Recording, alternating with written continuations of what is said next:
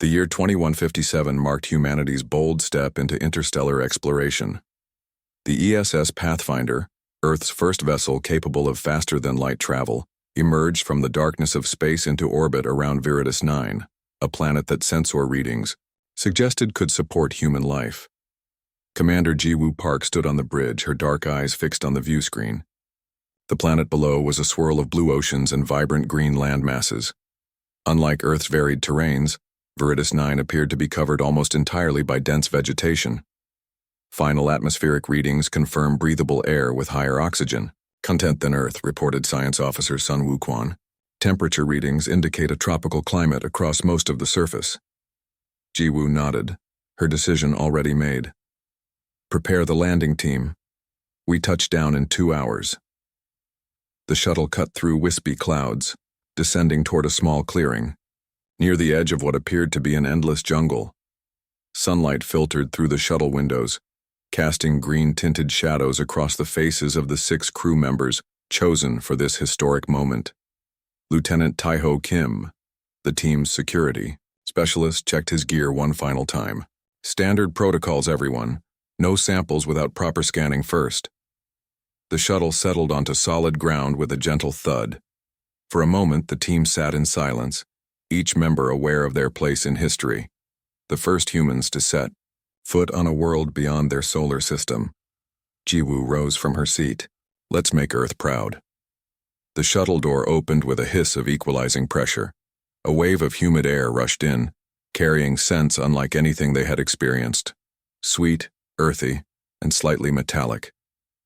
Jiwoo was first down the ramp, her boots making the first human footprints on alien soil. One small step, she said with a smile, then turned to help biologist Jaiho Lee with her equipment. The clearing was roughly circular, about 50 meters across, surrounded by towering trees that made Earth's redwoods seem like saplings. Their trunks were a deep blue color, with bark that appeared to shimmer when caught in direct sunlight. Look at the cellular structure, Jiho whispered, already scanning the nearest plants. Nothing like Earth flora. The chemical processes are completely different. Engineer Hyejin Kang supervised the unloading of habitat modules that would form Base Camp Alpha. We should have basic shelter established before nightfall. The days here are 27 hours long according to orbital calculations. Minjun Choi, their communications expert, set up the array that would maintain contact with the Pathfinder. Signal strength is good. We're receiving telemetry from the ship without interference. As the team worked, none of them noticed the subtle movements among the vegetation at the jungle's edge. Vines shifted positions ever so slightly. Flowers turned to track their movements. Deep beneath the soil, a network of roots carried electrical signals through the ecosystem. By late afternoon, Base Camp Alpha had taken shape. 3 dome-shaped modules connected by short tunnels, surrounded by sensor equipment and solar collectors. The team gathered outside as the first of Viridis 9's twin suns began to sink toward the horizon. We'll begin survey patterns tomorrow, Jiwoo announced. Standard 5-kilometer radius expansion each day. Everyone stays in pairs at all times. As darkness fell, the true wonder of Viridis 9 revealed itself. The jungle came alive with bioluminescence. Flowers glowed with soft blue light. Vines pulsed with green patterns, and flying creatures similar to Earth's insects filled the air with trails of golden sparkles. It's beautiful, whispered Medical Officer Do-hyun Yoon, his face bathed in the ethereal light. Almost like the jungle is celebrating our arrival. The first night passed peacefully. The team took shifts on watch, but nothing approached the camp. In the morning, they prepared for their first expedition into the jungle. Stay alert, Taiho reminded everyone as they activated their recording devices. Remember, we're guests, here. The jungle canopy filtered sunlight into dappled patterns on the ground. Strange bird-like creatures with 4 wings called from high branches. Small animals similar to lizards but with 6 legs and transparent skin showing internal organs scurried away from the humans' approach. 2 hours into their exploration, Jiho stopped suddenly. Over here, she called, pointing to what appeared to be straight lines among the organic chaos of the jungle. The team gathered around what was clearly not a natural formation. Stones arranged in perfect geometric patterns, now mostly covered by vines and moss.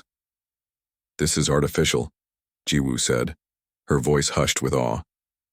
"Someone built this." Sunwoo ran his scanner over the stones. "These patterns repeat mathematically. It's not random growth." As Taiho brushed away some of the vegetation covering the stone formation, a soft clicking sound emanated from somewhere beneath them. The ground trembled slightly. Deep underground, ancient systems began to awaken. Dormant for millennia, the jungle's defensive network registered the presence of unknown entities. Protocols established 50,000 years earlier began their startup sequence. Back at camp that evening, the team excitedly shared their findings. None of them noticed the plants around the perimeter slowly repositioning, or the change in the pattern of bioluminescence, shifting from welcoming blues to cautionary yellows. Humanity had made first contact with Viridis 9, but the planet had also taken notice of humanity. The true nature of the jungle of wonders and perils was about to reveal itself. 7 days after landing on Viridis 9, the research team had settled into a routine. Each morning, they ventured farther into the jungle, mapping its features and collecting samples. Each evening, they returned to Base Camp Alpha to analyze their findings. On this particular morning, Jiho Lee knelt beside a cluster of unusual plants. They resembled earth ferns but had bell-shaped structures that opened and closed rhythmically. "These weren't here yesterday," she said, adjusting her scanner. "I'm certain this area was just normal ground cover." Taeho Kim stood nearby, his hand resting on his sidearm. Over the past 2 days, he had noticed the jungle changing around them. Paths that were clear one day would be overgrown the next. Certain plants seemed to follow their movements. "Don't get too close," he warned. "Something doesn't feel right." Jiho ignored his caution, leaning closer to record the plant's movement. The bell-shaped structures suddenly stopped pulsing. For a moment, everything was still. Then the plants burst into action. The bells snapped open, releasing a high-pitched sound wave. The stems whipped forward with surprising speed. "Get down!" Taeho shouted, lunging toward Jiho. He pulled her backward just as crimson vines slashed through the air where she had been kneeling. The vines struck the ground with enough force to leave deep gashes in the soil. "Back to camp. Now!" Jiwoo ordered through their communication devices, having witnessed the attack through Taiho's camera feed. The team retreated, but the jungle seemed to come alive around them. More plants with sound-emitting structures appeared along their path. Flying creatures circled overhead, their calls matching the frequency of the plants. "They're working together," Sunwoo gasped as they ran. "The sounds are coordinated." By the time they reached Base Camp Alpha, everyone was breathing hard. Hyojin immediately secured the habitat doors behind them. "What just happened out there?" Dohyun asked, checking Jiho for injuries. "Those plants moved with purpose. They hunted us," Jiho said, her voice trembling with both fear and scientific excitement. "They use sound to locate us like bats use echolocation." Inside the research module, the team gathered around the central table. Jiwoo played back the video from their expedition, pausing on clear images of the attacking plants. "The jungle's defensive systems are becoming more aggressive," she observed, "and they're adapting to our presence." Hyojin had been quiet, her mind working through the problem. "If they hunt using sound," she finally said, "we can disrupt their targeting." She moved to her workstation and began dismantling one of their EU communication devices. "I can modify our equipment to emit ultrasonic frequencies that should confuse their echolocation." While Hyojin worked, the others noticed something alarming on their camp's perimeter sensors. The jungle was moving closer. Plants were growing at an accelerated rate, encroaching on their clearing from all sides. "At this rate, we'll be surrounded by nightfall," Minjun reported, checking the sensor readings. "And our communications with the Pathfinder are experiencing interference. Something's blocking our signals." The situation grew more tense as darkness fell. The usual bioluminescence had changed color, shifting from peaceful blues and greens to warning reds and yellows. Sounds echoed through the jungle, clicks, whistles, and low humming that made the air vibrate. By midnight, Hyojin had completed her work. She had created 6 small devices that emitted ultrasonic pulses. These should disrupt their targeting abilities, she explained, handing one to each team member. But I don't know how long it will take the jungle to adapt. In the morning, they found the clearing had shrunk by half. Strange plants with mirror-like leaves now formed a circle around their camp, reflecting sunlight in disorienting patterns. We need to understand what we're dealing with, Jiwoo decided. The stone formation we found suggests an intelligent species once lived here. We need to find more evidence. Armed with Hyejin's sonic disruptors, the team ventured out again. This time, when the bell-shaped plants activated, their sonic attacks seemed confused, missing their targets. "It's working," Taeho called out. "Keep moving." They pushed deeper into the jungle than ever before, following a line of mathematical stone arrangements that appeared to be markers. After 3 hours of careful progress, they reached a clearing unlike any they had seen. In the center stood a massive stone archway, covered in symbols. Unlike the chaotic growth elsewhere, this area was perfectly maintained, as if the jungle itself avoided it. "These aren't random patterns," Sunwoo said, studying the symbols. "This is language, mathematical equations mixed with linguistic structures." Jiho approached the archway, her scanner detecting energy readings. "There's power flowing through this structure, something still active after who knows how long." As the team documented their find, none of them noticed the small, metallic sphere hovering silently above the trees. Inside the cloaked observation vessel watching from orbit, beings from the Galactic Council monitored the humans with increasing interest. "They've survived longer than the others," one observer noted, "and they've found a way to counter the jungle's defenses." "Watch them closely," another replied. "Let's see if they discover the truth about this world." Back on the surface, the jungle continued to adapt, preparing new challenges for the human intruders who had proven unexpectedly resilient. Dark clouds gathered over Viridis 9, unlike any weather pattern the team had seen before. The storm arrived with shocking speed, unleashing torrents of purple-tinged rain and lighting that struck with unnatural precision around Base Camp Alpha. "This isn't normal weather," Minjin Choi said, trying once again to establish contact with the Pathfinder. His equipment crackled with static. "The storm's magnetic field is blocking all our communications. We're cut off." 3 days later, the rain still pounded against the habitat domes. The team gathered in the main module, their faces drawn with concern. "Our supplies will last another 2 weeks, Do-Yun reported, "but if we can't contact the ship," Jiwoo spread a digital map on the table, showing their discoveries so far. "The stone archway we found might be our best hope. If there was an advanced civilization here, they might have had technology we can use." "Going deeper into the jungle is exactly what it wants," Taeho argued. "The storm is pushing us in that direction by cutting off our retreat." Hyejin looked up from her work. "What if the jungle itself is causing the storm? Everything we've seen suggests it's not just plants but a connected system." Outside, a massive tree crashed down, narrowly missing the habitat. The decision was made for them. "We move out in the morning," Jiwoo ordered. "Pack only what's essential." At first light, the team abandoned Base Camp Alpha. The rain had stopped, but the sky remained ominous. They followed their previous path toward the stone archway, but the jungle had changed dramatically. New plants blocked familiar routes. Strange fog clung to the ground, making it difficult to see. Their sonic disruptors still worked against the hunting plants, but less effectively than before. "The jungle is learning," Jiho observed, collecting samples of a clear, gel-like substance that seemed to be the jungle's method of communication. "These chemical markers change when we're near. It's like the plants are passing messages about us." By midday, they reached the stone archway again. Sunwoo immediately went to work studying the symbols, while the others established a temporary camp. "Look at this," Jiho called suddenly, pointing to the ground near the archway's base.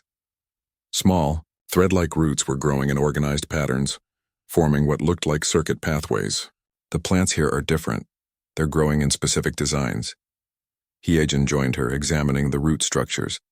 "These remind me of neural networks. What if the entire jungle is one massive connected brain?" The insight hit them like a Thunderbolt. The jungle wasn't just defending itself, it was thinking, analyzing, adapting. Jiho carefully collected samples of the clear gel. If this is how it communicates, maybe we can use it to send our own messages. Working through the night, Jiho and Hyejin created a crude chemical synthesizer using parts from their equipment. By morning, they had produced a batch of pheromones that mimicked the jungle's chemical language. In theory, this should make the jungle recognize us as non-threats, Jiho explained, filling small dispensers for each team member. But there's only one way to find out. Sunwoo had made progress with the symbols on the archway. I believe these are directions, he said, pointing to specific sequences. They repeat in patterns that suggest navigation. As they prepared to continue their journey, Taeho spotted something concerning through his binoculars. The storm is following us, and there's something else. The jungle behind us is dying. Looking back, they could see a line of withered plants marking their trail from Base Camp Alpha. It was as if the jungle was consuming itself to fuel the defenses ahead of them. Jiwoo made the call. We follow the archway's directions. If there's technology that can help us contact the ship, we need to find it. The path led them toward a region the initial orbital scans had flagged as unusual, an area nicknamed the Crimson Veil for its distinctive red vegetation. As they approached its borders, the chemical dispensers began to show an effect. The jungle no longer attacked directly, but it didn't welcome them either. It's tolerating us, Jiho suggested. For now. The entrance to the Crimson Veil loomed. Before them, a natural tunnel formed by massive arching red vines. The air buzzed with energy, making their skin tingle. Readings suggest massive electrical activity ahead, Sunwoo reported. The entire veil might be one giant biological battery. On their observation ship, the alien monitors watched with growing amazement. They've survived the storm, one said. And they've established basic chemical communication with the jungle network. No species has ever entered the Crimson Veil and returned, another noted. This is where all previous expeditions failed. The lead observer, Dowan, leaned forward with interest. Let's see if humans are truly different. As the Earth team stepped into the Crimson Veil, the vines behind them twisted together, sealing their exit. There would be no turning back. Above them, the strange purple lightning danced across the sky, illuminating a landscape unlike anything they had ever seen. A maze of red vegetation pulsing with inner light, pathways that shifted and changed, and at its center, barely visible in the distance, a massive structure rising above the canopy. Whatever built this jungle, Jiwoo said quietly, its heart lies ahead. The Crimson Veil proved to be a maze of challenges. The team faced plants that released hallucinogenic spores, paths that rearranged themselves when no one was looking, and creatures that mimicked human voices to separate members from the group. 3 days of careful progress brought them to the center of the veil, where a massive structure rose above the jungle canopy. It wasn't a natural formation. The building was clearly artificial, a pyramid-like structure with smooth, dark surfaces that absorbed light rather than reflecting it. No plants grew on its walls, as if the jungle deliberately avoided touching it. This has to be Viridian technology, Sunwoo said, scanning the structure. It's generating a low-level energy field.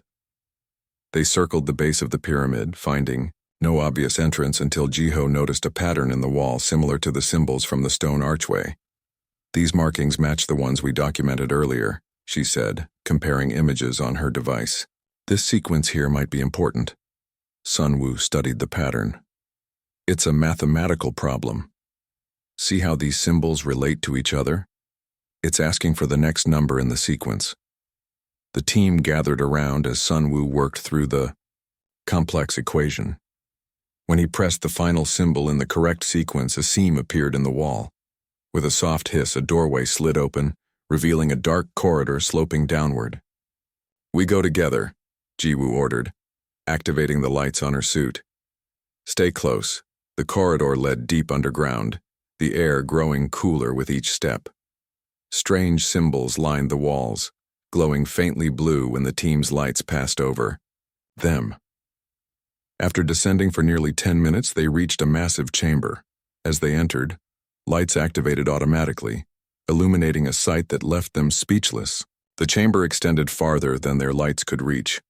Along both walls, transparent pods stood in perfect rows, each containing what appeared to be a sleeping humanoid figure.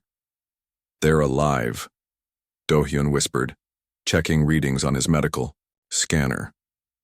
Extremely slow metabolic rates, but definitely alive. The beings inside the pods had humanoid forms, but with key differences.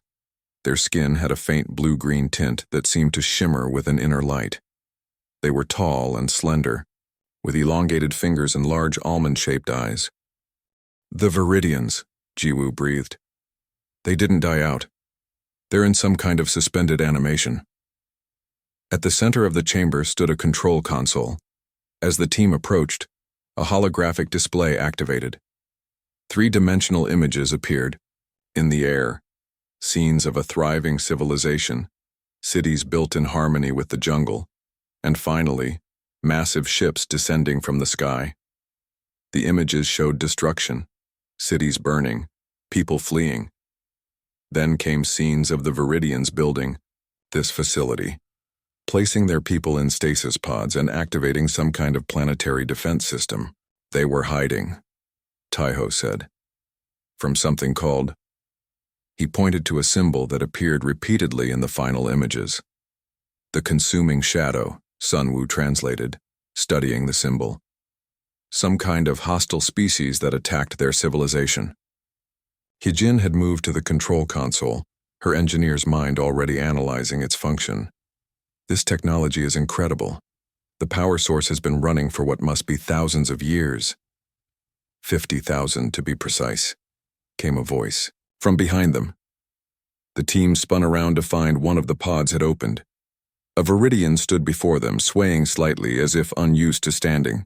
"You are not like the others who have tried to reach this place," the Viridian said in perfect English, somehow extracting the language from their communications. "You adapted. You understood." "We mean no harm," Jiwoo said, stepping forward. "We're explorers from a planet called Earth." The Viridian's large eyes studied them. "I am Terry, lead scientist of the Preservation Project. The jungle was our creation, a living shield to protect what remains of our people." Terry explained how the Viridians had discovered that the consuming shadow targeted worlds with visible technology but ignored planets that appeared primitive. They had created the jungle as both a defense system and a camouflage, making their world seem uninhabitable to advanced civilizations. "We went into stasis, hoping to awaken when the threat had passed," Terry said. "How long has it been?" "Our scans suggest this facility is approximately 50,000 years old," Sunwoo answered gently. Terry's luminescent skin pulsed with emotion. "So long. The others must be awakened." Hyejin had begun working on the control panel. "I think I understand how this system works. We could start the revival process for the others." Suddenly, warning lights flashed throughout the chamber. A low rumble shook the floor beneath them. "What's happening?" Jiwoo asked. Terry moved quickly to the console. "The jungle is activating its final defense protocol. It perceives your attempt to awaken us as a threat to its primary directive." On the holographic display, they could see the jungle outside transforming, plants growing at impossible speeds, defensive structures forming, the entire ecosystem mobilizing. "Can you stop it?" Taiho asked. "The system was designed to operate autonomously if we were compromised," Terry explained. "After 50,000 years of evolution, the jungle has developed beyond our original programming. It no longer recognizes me as its creator." The pyramid structure shuddered again as the jungle's massive root systems began to attack its foundation. "We need to convince it that we're allies, not threats," Jiwoo said, "that the Viridians are ready to return." Jiho looked at her chemical synthesizer. "Maybe we can use the jungle's own communication system against it. Send a message it can't. Ignore." As the chamber shook more violently, the team realized they were running out of time. The jungle was about to destroy the very civilization it had been created to protect. Alarms blared throughout the underground facility as the jungle's attack intensified. Roots as thick as tree trunks punched through the lower levels, and the pyramid structure groaned under the assault. "We have minutes, not hours," Hyejin warned, working frantically at the control console with Terry. Jiho had emptied her sample kit, filling the containers with various chemical compounds. "If the jungle communicates through these chemical signals, we need to create the strongest possible message." Terry's slender fingers moved across the holographic display. "The original command sequence is still in the system. If we can broadcast it throughout the neural network." "We need something to boost the signal," Jiho replied. "Something that can reach the entire jungle at once." Jiwoo looked at the stasis pods. "What about the revival system? Can we repurpose it to send your signal instead?" Terry's eyes widened. "Yes. The revival process uses electromagnetic pulses to activate all pods simultaneously. We could modify that system to carry the chemical signature." While they worked, Taiho and Minjun reinforced the chamber doors as Roots began to probe around the entrance. Sunwoo helped Do-hyun prepare emergency medical supplies, unsure what the revival process might do to Viridians who had been in stasis for 50 millennia. "The chemical synthesizer is ready," Jiho announced, connecting her device to the control panel. "I've created the most basic ally signal based on the samples we collected. The distribution system is modified," Hyejin added. "But there's a problem. We need more power to reach the entire jungle. The facility's reserves are nearly depleted after all this time." Jiwoo made a quick decision. "Our shuttle's power cells. Minjun, do you still have them?"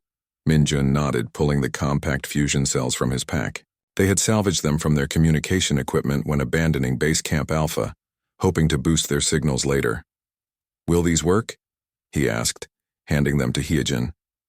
"They'll have to," she replied, quickly integrating them into the ancient Viridian technology. The chamber shook violently as a massive root broke through one wall, sending chunks of material flying across the room.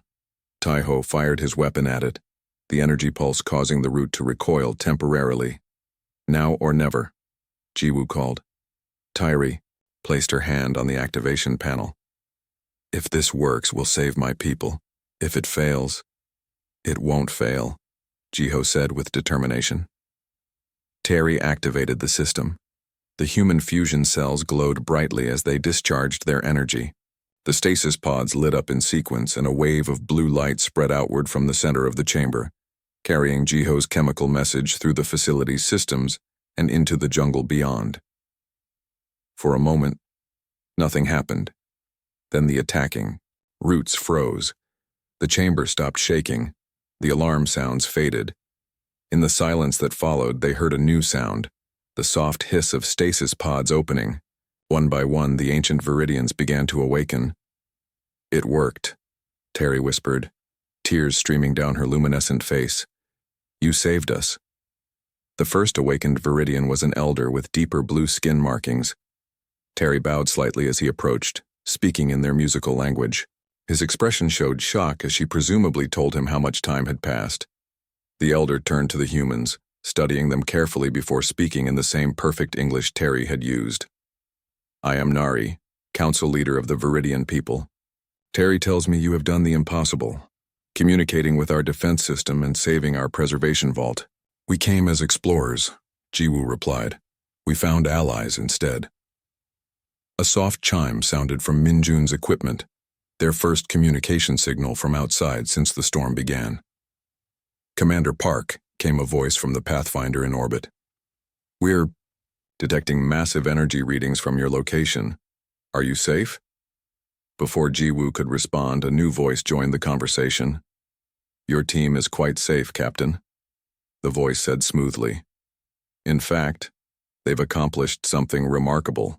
The air in the center of the chamber shimmered, and a figure appeared, humanoid but clearly not human, with copper-colored skin and 4 arms.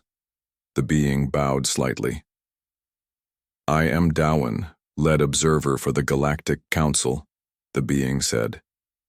"We've been monitoring your progress since you landed." Taiho's hand moved toward his weapon, but Jiwoo gestured for him to stand down. "You've been watching us? Why not help when we were in danger?" she asked. Dowan's expression was unreadable. "This was a test, Commander Park. one that hundreds of species have failed over the millennia.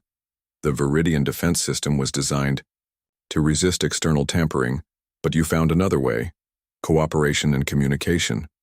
The observer explained that the Galactic Council had discovered Viridis 9 centuries ago, but had been unable to bypass its defenses without destroying the sleeping civilization within.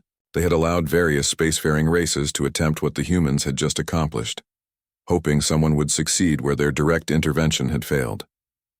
Humanity has shown remarkable adaptability, resourcefulness, and something even more valuable: empathy. Darwin continued. You risked your lives to save people you had just met. In the days that followed, more Viridians awakened. The jungle, now reprogrammed to recognize both Viridians and humans as allies, began to reshape itself, clearing paths and forming natural structures to accommodate its creator's return. The ESS Pathfinder descended from orbit, landing in a newly formed clearing near the pyramid. Scientists and diplomats from Earth made contact with both the Viridians and the Galactic Council representatives.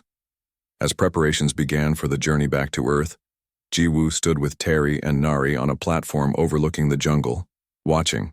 The twin suns set over the horizon. What will your people do now? She asked. Rebuild, Nari answered. And prepare. The consuming shadow may still exist somewhere among the stars. You won't face them alone, Jiwoo promised. Earth stands with you. Darwin joined them, his copper skin reflecting the sunset. The Council has voted unanimously to offer both Earth and the Viridians full membership. Together, your species represent the greatest hope for the galaxy's future. As darkness fell, the jungle glowed with peaceful blue light once more. No longer a place of peril, but a wonder to behold, and a testament to the unexpected alliance between two worlds separated by 50,000 years and countless light years.